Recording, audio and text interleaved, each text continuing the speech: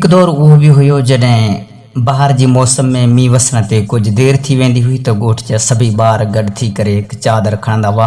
पोइ घर घर वञी करे आवाज़ सां ईअं वॾी आवाज़ सां ईअं चवंदा हुआ त कारड़ो कुंभारड़ो अन ॾियो त मोला मींहुं वसाए। पोइ हर कंहिं घर खां कुझु चांवर ॻुड़ तेल खंडु लौंग फोटा वग़ैरह वठी ॻोठ खां ॿाहिरि वञी ॿार रध पचाव करे खाईंदा हुआ। पोइ अलाह साईं खां दुआ घुरंदा हुआ त अई असांजा रब, असां नंढनि ॿारनि तुंहिंजे प्यारे नाले ते सॼे ॻोठ मां ख़ैरु कढायो आहे, तंहिं करे हाणे असां ते मींहुं वसाए। पोइ उन ख़ैर ऐं दुआ ते मींहं जी आस उमेद रखी यकीन सम्झंदा हुआ त हाणे ज़रूरु मौला राज़ी थी मींहुं वसाईंदो। पर हाणे उहे सभु ॻाल्हियूं उते जो उते रहिजी वियूं ऐं असां वक़्त जे रफ़्तार सां गॾु अॻिते वधी अलाए त ॿारोतण जा उहे सोनेरी पल विसारे अञा बि केतिरियूं ॻाल्हियूं विसारे छॾींदासीं जेके कॾहिं असांजी ज़िंदगी जो हिसो बणियल हुयूं।